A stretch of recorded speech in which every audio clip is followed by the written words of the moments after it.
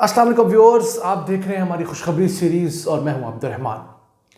आज हम डिस्कस करेंगे चाइना और सीपेक के तहत पाकिस्तान में बनने वाले ज़ेरे तामीर और इंशाल्लाह जिन पर काम का आगाज़ होना है उन हाइड्रो पावर प्रोजेक्ट्स को। इन हाइड्रो पावर प्रोजेक्ट्स के दो फायदे होंगे। एक तो हमें सस्ती बिजली मिलेगी, जबकि दूसरा हमें इम्पोर्टेड फ्यूल इस्तेमाल नहीं करना पड़ेगा। यानी हमें मुसलसल तेल के ऊपर, गैस के ऊपर या इम्पोर्टेड कोयले के ऊपर गुजारा नहीं करना पड़ेगा। हमारा इन्हिसार ख़त्म होगा, हमारा फॉरेन रिजर्व जो है वो बेहतर होगा। तो ये चलते हैं एक नया मंसूबा जिसकी साइनिंग सेरेमनी हुई है खैबर पख्तूनख्वा में। वो है 300 मेगावाट के बालाकोट हाइड्रो पावर प्रोजेक्ट। ये हाइड्रो पावर प्रोजेक्ट जो है ये 85 अरब रुपए की लागत से इंशाल्लाह अगले 6 साल में कंप्लीट होगा और इससे दौरान तामीर 4000 नौकरियां पैदा होंगी। और जब ये मुकम्मल हो जाएगा तो उसके बाद खैबर पख्तूनख्वा को हर साल 14 अरब रुपए मुनाफा दिया करेगा। याद रहे कि जो हाइड्रो पावर प्रोजेक्ट्स होते हैं वो उसका मुनाफा हर सुबह जो है वो फाक से लेता है नेट हाइडल प्रॉफिट की मद में। तो उस सिलसिले में इनको हर साल 14 अरब रुपए जो है वो हुकूमत खैबर पख्तूनख्वा को मुनाफा मिला करेगा। आप समझ लीजिए कि 6 साल के अंदर ये अपनी लागत भी मुकम्मल कर लेगा मुनाफे की मद में। हाइड्रो पावर प्रोजेक्ट इस कदर अहम हुआ करता है और इसको बना रहा है पीडो का इदारा, पख्तूनख्वा इलेक्ट्रिसिटी डेवलपमेंट ऑर्गेनाइजेशन। ये एक प्राइवेट इदारा है जो कि हुकूमत के सरपरस्ती चलता है और इसकी कोशिश ये है कि ये सूबे भर में छोटे और दरमियाने दर्जे के हाइड्रो पावर प्रोजेक्ट्स बनाए। और इस इदारे ने अब तक 180 मेगावाट के मंसूबे जो हैं वो मुकम्मल कर लिए हैं, छोटे बड़े दरमियाने। और याद रहे जो कि ताना मारा जाता था पीटीआई को 350 डैम्स का, वो छोटे छोटे बेसिकली हाइड्रो पावर प्रोजेक्ट्स थे। हम इसके ऊपर एक वीडियो बना चुके हैं जिसका आप थंबनेल स्क्रीन पर देख रहे हैं, उसका डिस्क्रिप्शन के अंदर लिंक भी पेस्ट है, जो लोग इंटरेस्ट रखते हैं वहाँ देख सकते हैं। ये बेसिकली दुनिया भर में अपोजिशन जो है प्रोपेगेंडा किया करती है। पीटीआई के खिलाफ भी प्रोपेगेंडा हुआ लेकिन पीटीआई इसको डिफेंड नहीं कर पाई। बड़ा अच्छा प्रोजेक्ट है। इसमें यह है कि छोटे छोटे गाँव जो हैं, देहात, कस्बे, उनको उसी इलाके के चश्मों से, आबशारों से बिजली पैदा करके उनको बिजली मुहैया की जा रही है 3-4 रुपये यूनिट के हिसाब से। और मुकामी अफराद को उन छोटे हाइड्रो पावर प्रोजेक्ट्स में रोजगार भी मिल रहा है। वापस आते हैं अपने टॉपिक की तरफ, बालाकोट हाइड्रो पावर प्रोजेक्ट के ऊपर। तो इसके ऊपर काम का बाकायदा आगाज जो है इंशाल्लाह ताला अगले माह अप्रैल के अंदर वजीर आजम का इंतजार किया जा रहा है, वो आके इसका संगे बुनियाद रखेंगे, जिसके बाद 6 साल में ये मुकम्मल होगा। इस हाइड्रो पावर प्रोजेक्ट के मुकम्मल होने के बाद हुकूमत मुकामी अफराद को सस्ती बिजली मुहैया करेगी और जो खैबर पख्तूनख्वा की जो इंडस्ट्री है उसको भी सस्ते दामों हाइडल बिजली मुहैया की जाएगी ताकि उनकी कॉस्ट ऑफ प्रोडक्शन कम हो सके और वो आलमी मार्केट में मुकामी सतह पर कम्पीट कर सकें।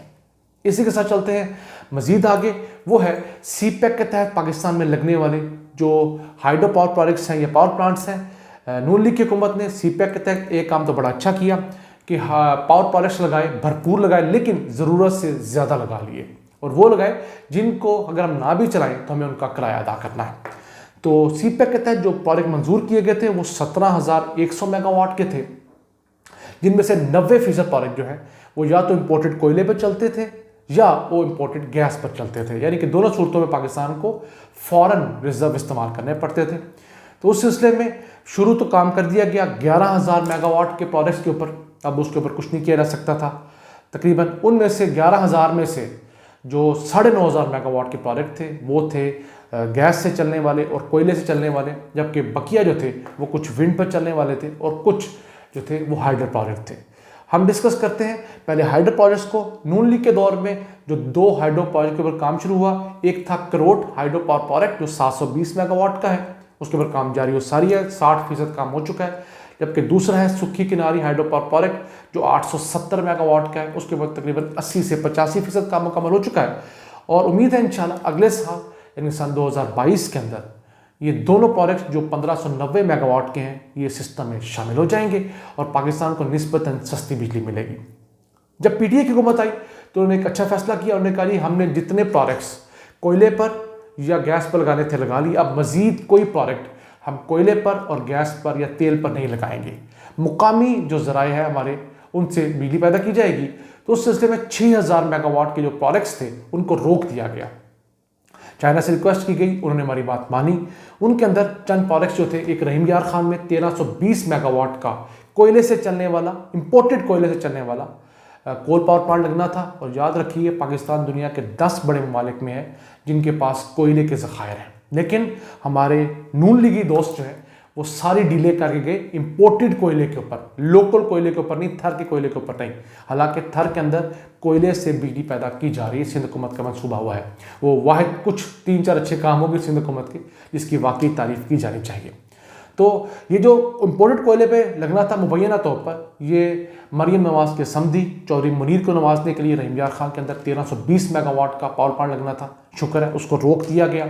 उसके बाद मुजफ्फरगढ़ के अंदर भी 1320 मेगावाट का इंपोर्टेड कोयले से चलने वाला एक कोल पावर प्लांट लगना था, उसको भी रोक दिया गया। उसके बाद चीचो की मलिया में 525 मेगावाट का एक पावर प्लांट लगना था कंबाइंड साइकिल, उसको भी रोक दिया गया। और फिर सॉल्ट रेंज के अंदर 300 मेगावाट का कोल पावर प्लांट लगना था, उसको भी रोक दिया गया। इसके अलावा चंद दीगर मंसूबे थे छोटे छोटे, उन तमाम को रोक दिया गया।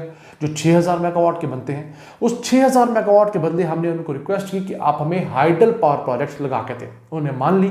उस सिलसिले में 2 बड़े प्रोजेक्ट्स की साइनिंग सेरेमनीज पिछले साल हो चुकी हैं, उनके लिए पैसों का बंदोबस्त हो चुका है। उन प्रोजेक्ट्स के लिए जगह खरीदी जा रही है, क्योंकि जो हाइड्रो पावर प्रोजेक्ट्स होते हैं या डैम्स होते हैं उनके लिए हज़ार एकड़ रकबा जो है वो खरीदना होता है, क्योंकि ये हमारे पहाड़ों पे वाक़ई इलाके हैं, वहाँ पर लोगों के पास 2-2, 3-3 कनाल के रकबे, छोटे रकबे हैं। तो जितना छोटा रकबा होगा उतने ज़्यादा लोगों से आपको रकबा खरीदना पड़ेगा, उतने ज़्यादा मसाइल आपको पैदा होंगे, उतने ज़्यादा लोगों को आपको रिलोकेट करना पड़ेगा। लेकिन मुल्क के मफाद के लिए ये कुर्बानी काबिल अमल है। तो जो 2 प्रोजेक्ट्स पिछले साल इनके ऊपर साइनिंग सेरेमनी हुई, इस साल इंशाल्लाह बाकायदा काम का आगाज़ होने जा रहा है। एक तो है आज़ाद पतन हाइड्रो पावर प्रोजेक्ट जो कि 700 मेगावाट का है, जबकि दूसरा है कोहाला हाइड्रो पावर प्रोजेक्ट जो कि 1124 मेगावाट का है। ये दोनों पावर प्लांट जो है तकरीबन 1800 मेगावाट जो है पाकिस्तान के सिस्टम में शामिल करेंगे। अगर देखें 1824 मेगावाट एग्जैक्टली, तो इनसे दौरान कंस्ट्रक्शन जो है वो 8000 अफराद को, हमारे इंजीनियर्स को, हमारे टेक्नीशियंस को, हमारे मजदूरों को नौकरी मिलेगी। और इसमें जो चाइनीज़ का हिस्सा होगा, अब समझ लीजिए 8000 में से बमुश्किल उनकी तादाद 200 से 300 होगी, बाकी सब लोकल लेबर इस्तेमाल होगी।